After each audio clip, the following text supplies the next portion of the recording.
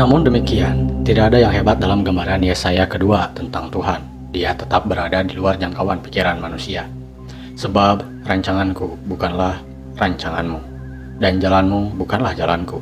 Demikianlah firman Tuhan. Seperti tingginya langit dan bumi, demikianlah tingginya jalanku dari jalanmu, dan rancanganku dan rancanganmu.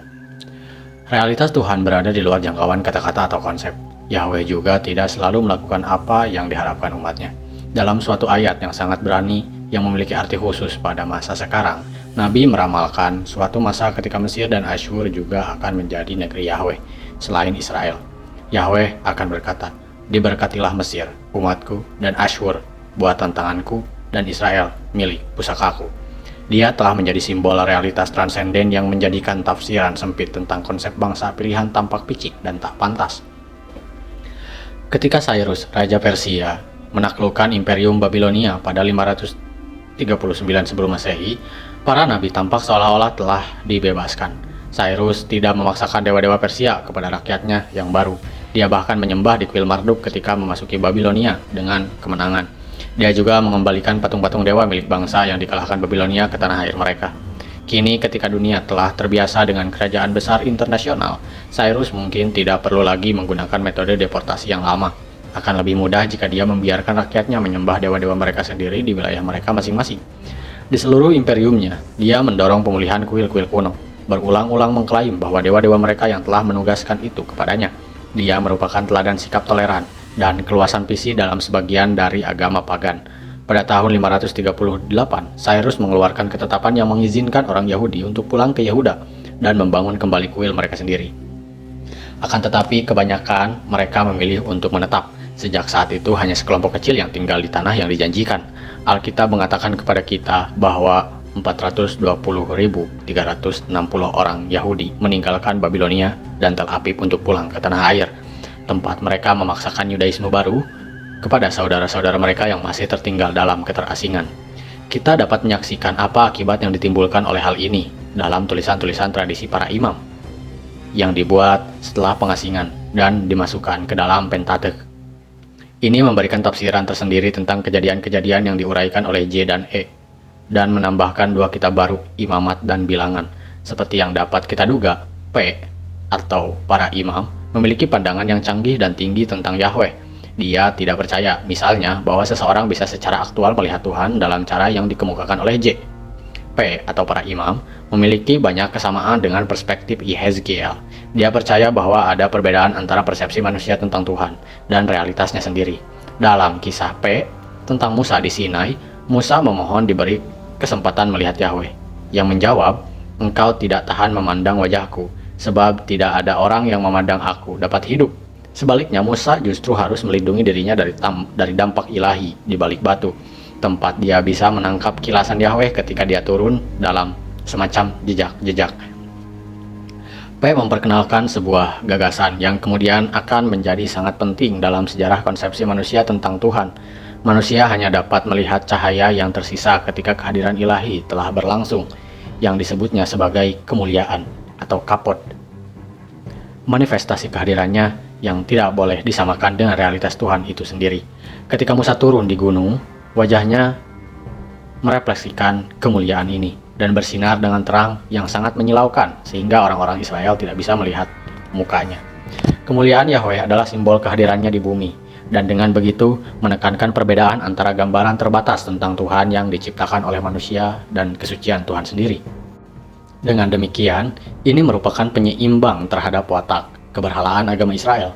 Tatkala P melihat kembali kisah klasik tentang pembebasan, dia tidak membayangkan bahwa Yahweh sendiri betul-betul telah menemani orang Israel selama masa-masa sulit mereka. Ini akan menjadi antropomorfisme yang janggal. Sebaliknya, dia memperlihatkan kemuliaan Yahweh memenuhi kemah tempat dia bertemu dengan Musa. Sama halnya, hanya kemuliaan Yahweh yang ada di dalam kuil. Kontribusi P dalam Pentateuch yang paling terkenal tentu saja adalah kisah tentang penciptaan dalam bab pertama kitab Kejadian, yang mengambil sumber dari Enuma Elis. P mulai dengan air dalam samudra raya, Tehom, penyimpangan dari Tiamat, yang darinya Yahweh menciptakan langit dan bumi. Namun tak ada perang antar dewa atau pertarungan dengan Yam, Lotan, atau Rahab. Hanya Yahweh yang bertanggung jawab mewujudkan segala sesuatunya. Tak ada emanasi realitas yang terjadi secara bertingkat-tingkat. Bahkan Yahweh mencapai ketertiban melalui tindakan berkehendak tanpa susah payah. Secara alamiah, P tidak mengonsepsikan dunia sebagai sesuatu yang sakral, yang tersusun dari unsur-unsur yang sama dengan Yahweh. Memang, ajaran tentang keterpisahan cukup krusial dalam teologi P atau para imam. Yahweh membuat kosmos tempat yang teratur dengan memisahkan malam dari siang, air dari tanah kering, dan cahaya dari kegelapan. Pada setiap tahap, Yahweh memberkati dan menyucikan penciptaan dan menyebutnya sebagai kebaikan. Tidak seperti dalam kisah Babilonia, penciptaan manusia merupakan puncak kreasi, bukan sekedar kebetulan. Manusia mungkin tidak ikut memiliki watak ilahiyah, tetapi mereka diciptakan dalam citra Tuhan. Mereka memikul tugas-tugas kreatifnya. Seperti dalam Enuma Elis, 6 hari penciptaan diiringi oleh jeda sabatikal pada hari ke-7. Dalam kisah Babilonia, ini merupakan hari pada saat Majelis Agung mengadakan pertemuan untuk memperbaiki ketentuan dan menganugerahkan gelar kepada Marduk.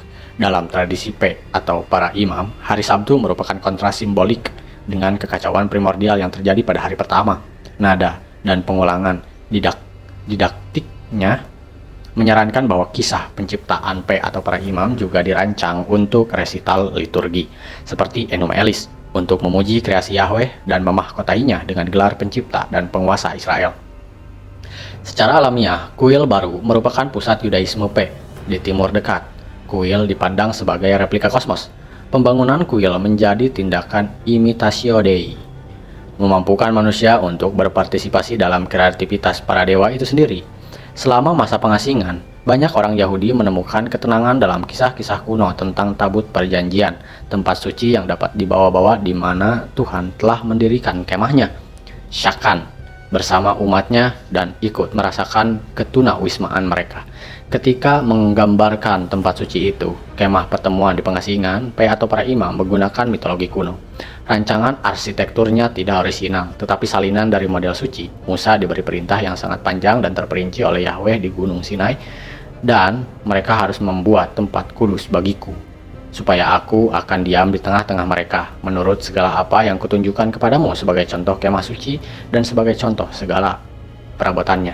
Demikian kamu harus membuatnya. Penjelasan panjang tentang pembangunan tempat suci ini tentu tidak dimaksudkan untuk diartikan secara harfiah. Tak seorang pun membayangkan bahwa orang Israel kuno telah benar-benar membangun sebuah kuil megah yang terbuat dari emas, perak, tembaga, kain ungu tua, kain ungu muda, kain kirmizi, linen halus, bulu kambing, kulit domba jantan yang diwarnai merah, kulit lumba-lumba, kayu penaga, dan seterusnya.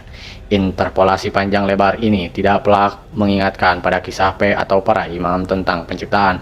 Pada setiap tahapan pembangunan, Musa menyaksikan semua pekerjaan dan memberkati umatnya, seperti yang dilakukan Yahweh selama 6 hari penciptaan. Tempat kudus itu dibangun pada hari pertama bulan pertama tahun itu. Bezalel, arsitek kuil, mendapat inspirasi dari Ruh Tuhan atau Ruh Elohim, yang juga memikirkan penciptaan dunia. Dan kedua, kisah menekankan pentingnya istirahat di hari Sabtu. Pembangunan kuil juga merupakan simbol keharmonian primordial yang telah ada sebelum manusia merusak dunia.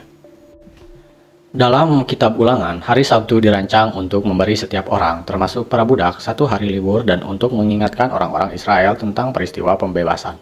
P telah memberikan arti penting baru bagi hari Sabtu, menjadi tindakan meneladani Tuhan dan mengenang kembali penciptaan dunia. Ketika mereka menjalani istirahat hari Sabtu, orang Yahudi berpartisipasi dalam sebuah ritual yang pada awalnya dilakukan oleh Tuhan sendiri. Ini merupakan upaya simbolik untuk menjalani kehidupan suci. Dalam paganisme kuno, setiap perbuatan manusia meniru perbuatan para dewa. Namun kultus Yahweh telah membukakan jurang pemisah yang dalam antara alam ilahi dan manusia. Kini orang Yahudi diminta untuk lebih mendekati Yahweh dengan menaati Taurat Musa. Kitab Ulangan telah mendaftar sejumlah hukum wajib yang mencakup 10 perintah Tuhan selama dan segera setelah pengasingan. Hukum ini diuraikan menjadi undang-undang rumit yang terdiri atas 613 perintah atau misvot dalam Pentateuch. Petunjuk-petunjuk terperinci ini tampak melemahkan semangat bagi orang luar dan telah ditampilkan secara yang sangat negatif dalam polemik Perjanjian Baru. Orang Yahudi tidak merasakan itu sebagai beban yang berat, seperti yang cenderung dibayangkan orang Kristen, tetapi sebagai cara simbolik untuk hidup dalam kehadiran Tuhan. Dalam kitab Ulangan, hukum-hukum tentang makanan merupakan simbol status khusus orang Israel. Atau para imam juga memandangnya sebagai upaya ritualisasi untuk ikut memiliki kesucian Tuhan, menyembuhkan derita keterpisahan antara manusia dengan yang ilahi. Watak manusia bisa disucikan ketika orang Israel meneladani tindakan-tindakan kreatif Tuhan dengan memisahkan susu dari daging yang bersih dari yang kotor dan hari Sabtu dari hari-hari lain dalam seminggu. Karya tradisi P dimasukkan ke dalam Pentateuch bersama tulisan-tulisan dari J, E, dan D. Ini merupakan pengingat bahwa setiap agama besar terdiri dari sejumlah visi dan spiritualitas yang independen. Sebagian Yahudi selalu merasa lebih tertarik kepada Tuhan Deuteronomis yang telah memilih Israel untuk dipisahkan secara agresif dari Goyim. Sebagian lainnya memperluas ini menjadi mitos-mitos Ratu Adil yang menanti datangnya hari Yahweh di akhir zaman, ketika dia akan mengangkat derajat orang Israel dan menghinakan bangsa-bangsa lain. Kisah-kisah mitologis ini cenderung melihat Tuhan sebagai wujud yang sangat jauh. Telah disepakati bahwa setelah pengasingan, era kenabian sudah berakhir. Tak perlu ada lagi kontak langsung dengan Tuhan. Hal itu hanya dicapai dalam visi-visi simbolik yang dinisbahkan kepada figur-figur besar di masa yang silam, seperti Enoch dan Daniel. Salah seorang pahlawan masa silam itu dihormati di Babilonia sebagai teladan kesabaran dalam penderitaan adalah Ayub.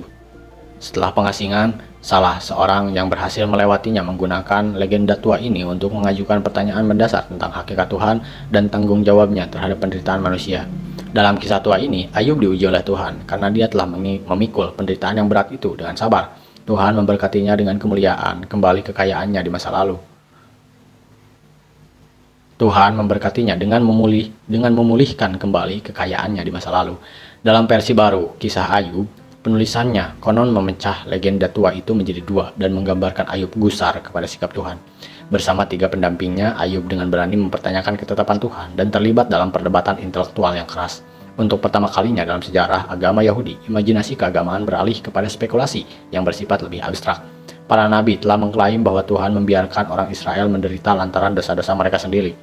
Penulis kisah Ayub menunjukkan bahwa sebagian orang Israel tidak lagi puas dengan jawaban-jawaban tradisional. Ayub menyerang dan mengungkapkan kelemahan intelektual pandangan ini. Namun tiba-tiba Tuhan menyela spekulasinya yang kasar.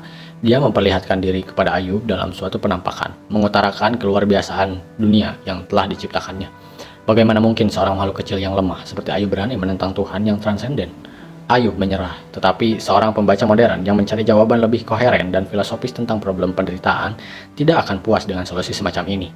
Penyusun kisah Ayub memang tidak mengingkari hak untuk bertanya, tetapi menyarankan bahwa akal semata tidak memadai untuk membahas persoalan yang tak teruraikan ini. Spekulasi intelektual mesti memberi jalan bagi wahyu langsung dari Tuhan seperti yang telah diterima oleh para nabi. Orang Yahudi memang belum berfilsafat, tetapi selama abad keempat mereka berada di bawah pengaruh rasionalisme Yunani. Pada tahun 332 sebelum Masehi, Alexander dari Makedonia menaklukkan Darius III dari Persia, dan orang Yunani mulai menjajah Asia dan Afrika. Mereka mendirikan negara kota di Tirus, Sidon, Gaza, Philadelphia atau Aman, dan Tripoli, bahkan Sekem. Orang Yahudi di Palestina dan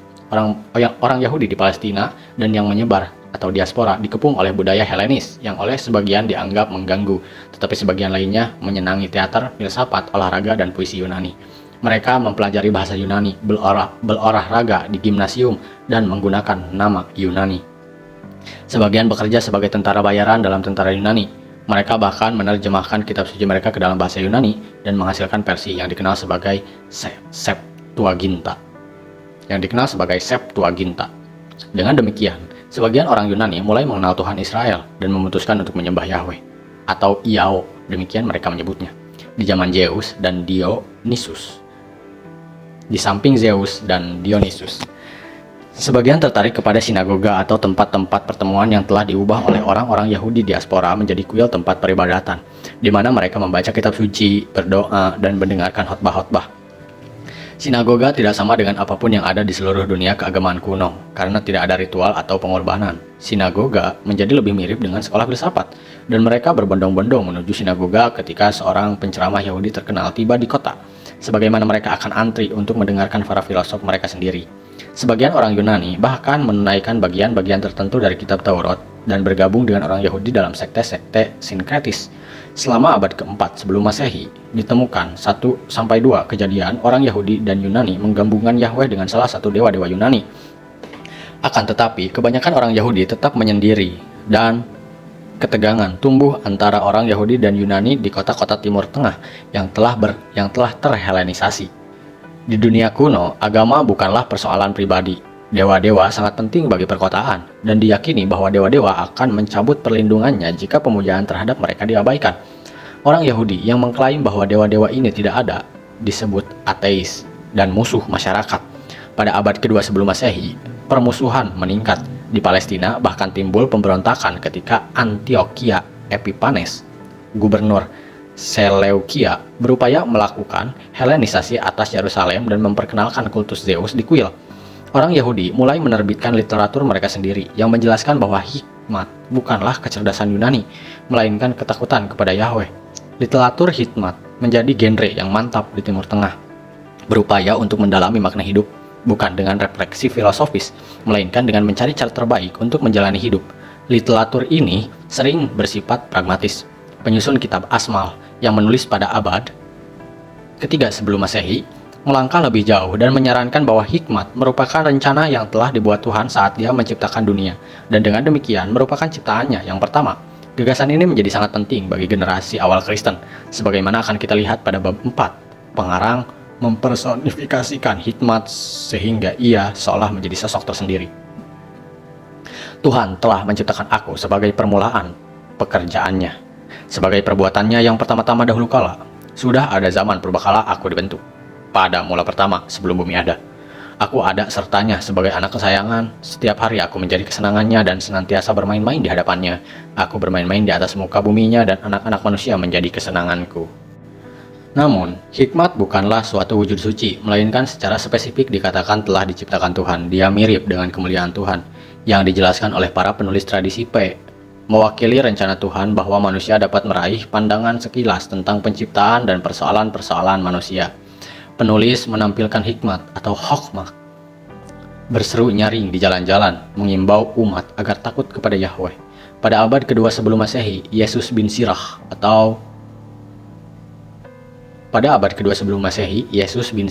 seorang Yahudi Yerusalem yang saleh, melukiskan potret yang serupa tentang hikmat.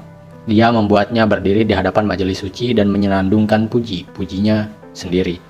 Dia keluar dari mulut yang maha tinggi sebagai firman suci yang dengannya Tuhan menciptakan dunia. Dia hadir dalam setiap ciptaan, tetapi mengambil tempat berdiam yang menetap di tengah-tengah orang Israel. Sebagaimana kemuliaan Yahweh, figur hikmat merupakan simbol aktivitas Tuhan di dunia. Orang Yahudi menumbuhkan gagasan yang begitu agung tentang Yahweh, sehingga sulit membayangkan Dia campur tangan langsung dalam persoalan manusia. Seperti P, mereka lebih suka membedakan Tuhan yang bisa kita ketahui dan alami dari realitas suci itu sendiri.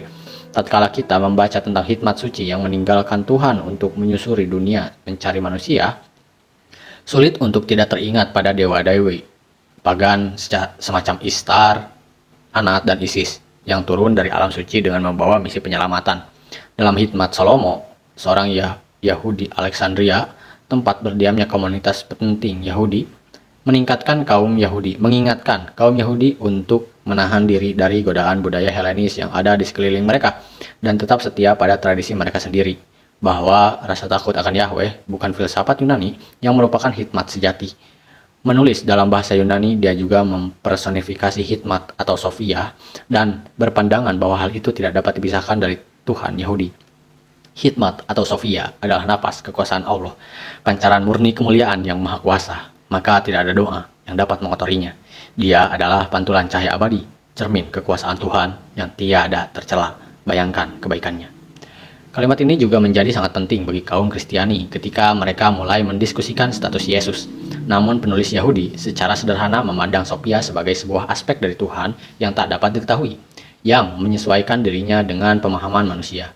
Dia adalah Tuhan sebagaimana Dia telah mewahyukan diri kepada manusia. Persepsi manusia tentang Tuhan secara misterius berbeda dari realitas Tuhan yang sepenuhnya, yang selalu luput dari jangkauan pemahaman kita. Penyusun hikmat Salomo benar adanya saat merasakan ketegangan antara pemikiran Yunani dan agama Yahudi. Kita telah melihat bahwa ada suatu perbedaan krusial dan mungkin tak terdamaikan antara Tuhan Aristoteles yang sama sekali tidak sadar akan dunia yang telah diciptakannya dengan Tuhan Alkitab yang secara hangat terlibat dalam urusan-urusan manusia. Tuhan Yunani bisa ditemukan oleh akal manusia, sedangkan Tuhan Alkitab hanya menampakkan diri melalui wahyu. Suatu jurang memisahkan Tuhan Yahudi dari dunia, namun orang Yunani percaya bahwa karunia akal membuat manusia serumpun dengan Tuhan. Mereka oleh karena itu bisa mencapainya dengan usaha mereka sendiri. Walaupun demikian, setiap kali kaum monoteis jatuh cinta kepada filsafat Yunani, maka tidak pelak lagi mereka ingin mencoba mengadaptasikan konsepsi Tuhan Yunani dengan konsepsi mereka sendiri. Ini akan menjadi salah satu tema pokok cerita kita. Salah satu orang pertama yang berupaya melakukan ini adalah filosof ke-6 Yahudi, yakni Philo dari Alexandria. Philo adalah seorang Platonis yang memiliki reputasi gemilang sebagai filosof rasional pada zamannya. Dia menulis dalam bahasa Yunani yang baik dan tampaknya tidak bisa berbahasa Ibrani meskipun dia juga seorang Yahudi yang beriman dan menaati mitzvot. Dia tidak melihat adanya perbedaan antara Tuhannya dengan Tuhan Yunani. Akan tetapi, mesti dikatakan bahwa Tuhan Philo tampak sangat berbeda dari Yahweh. Karena suatu hal, Philo tampaknya kurang senang dengan kitab-kitab sejarah Alkitab yang coba dia ubah menjadi kiasan-kiasan yang rumit. Aristoteles dapat diingat kembali memahami sejarah secara tidak filosofis. Tuhannya tidak memiliki sifat-sifat manusia. Dalam konsepsi Aristoteles adalah tidak tepat, misalnya menyatakan bahwa Tuhan itu marah. Yang dapat kita ketahui tentang Tuhan adalah fakta tentang eksistensinya saja. Meskipun demikian, sebagai praktisi Yahudi, Philo sungguh-sungguh percaya bahwa Tuhan telah menampakkan dirinya kepada para nabi. Bagaimana hal ini menjadi mungkin?